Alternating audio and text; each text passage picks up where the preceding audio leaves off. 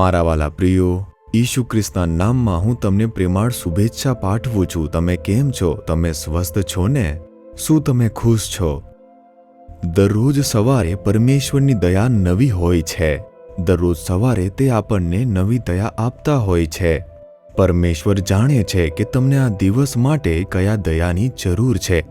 દરરોજ તે નવી નવી દયા આપે છે અને આપણને દોરે છે. આપણને ખબર નથી આ દિવસે કયા પ્રકારની સમસ્યા આવશે, ખરું ને? પરંતુ તે જાણે છે. આ દિવસે તમને શું જોઈએ છે તે તમે જાણતા નથી, પરંતુ તે જાણે છે.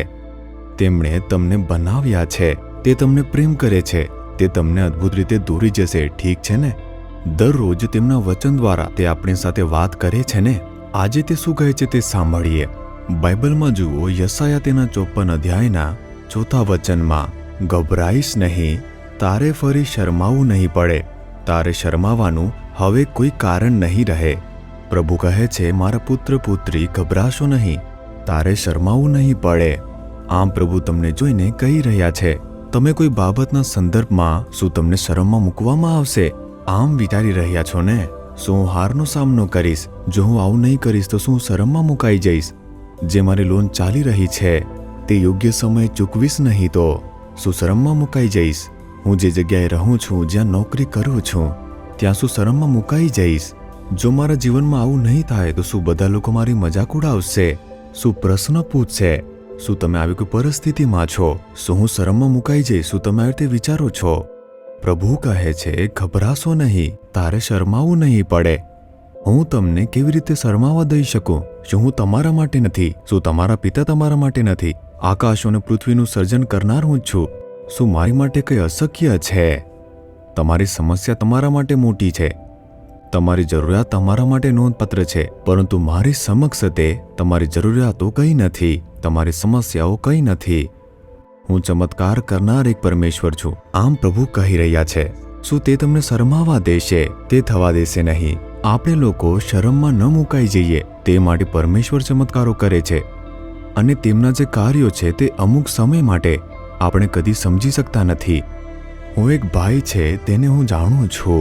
તેમની પાસે એક નાની શોપ હતી, એક નાની અમથી દુકાન હતી, અને તેમણે જે છે પોતાના વ્યવસાય માટે બેંકમાંથી લોન લીધી હતી.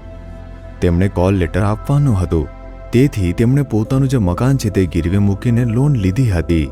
તે દર મહિને સમયસર લોન ભરતા હતા. કેટલાક દિવસોથી તેમનો જે વ્યવસાય છે તેની અંદર મંદી ચાલી રહી હતી, તેથી તે થોડા મહિનાઓથી વ્યાજ ચૂકવવામાં અસમર્થ થઈ ગયા. તેમનું હૃદય વ્યાકુળ હતું. તેમણે પ્રભુને પ્રાર્થના કરી, હું વ્યાજ ચૂકવવામાં અસમર્થ છું. બેંક ગમે ત્યારે આવી શકે છે અને મારું ઘર તે જપ્ત કરી શકે છે. એવો એક ડર હતો.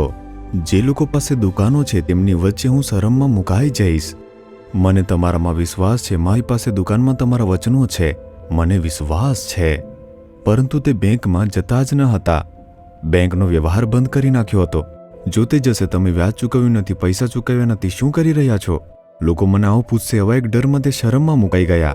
તે ડરતા ગયા અને ત્યાર પછી શું બેંકમાંથી લોકો આવશે એવો એક ભય આવ્યો.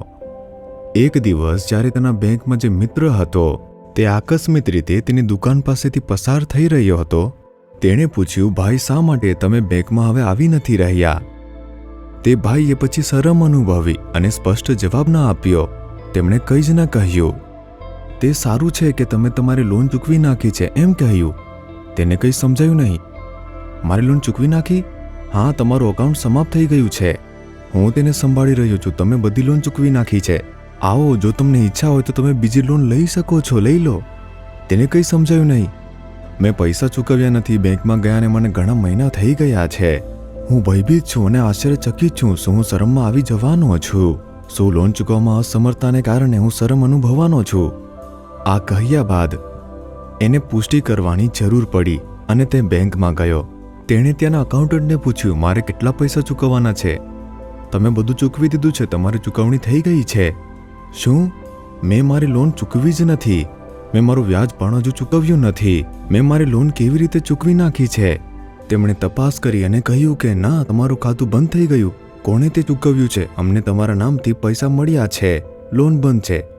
તેમણે કહ્યું કે ભાઈ, મને હજી ખબર નથી પડી કે મારી લોન તે કોણે ચૂકવી નાખી છે. મને ખબર નથી કે લોન કેવી રીતે ચૂકવાઈ ગઈ છે. તે એક અદ્ભુત ચમત્કાર છે. પ્રભુએ મને શરમાવા દીધો જ નથી. મને હજુ પણ ખબર નથી કે શું થયું, પરંતુ એક વાત ખબર છે કે ચમત્કાર થયો છે. ઈશુએ મારા માટે એક ચમત્કાર કર્યો અને મારી લોન તે બંધ કરી નાખી છે. તે પરમેશ્વર છે જે અલૌકિક વસ્તુઓને કરી શકે છે. આપણે સમજી શકતા નથી તે એવી રીતે કાર્યોને કરે છે, પરંતુ તે કરે છે. વિશ્વાસ રાખો.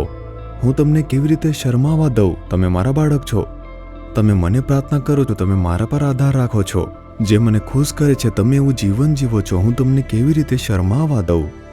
જે ઈશુને ખુશ કરે છે એવું જીવન જીવવા માટે તમે પોતાને પ્રતિબદ્ધ કરો, સમર્પિત કરો. તેમનામાં વિશ્વાસ કરો અને તેમને ખુશ કરે તેવું જીવન જીવવા પોતાને પ્રતિબદ્ધ કરો. તે તમને શરમાવા દેશે નહીં. આજે તમારા જીવનમાં એક ચમત્કાર થશે. જે પ્રકૃતિની બહાર છે તે એવું કોઈ કાર્ય કરવાના છે. તે તમને શરમાવા દેશે નહીં.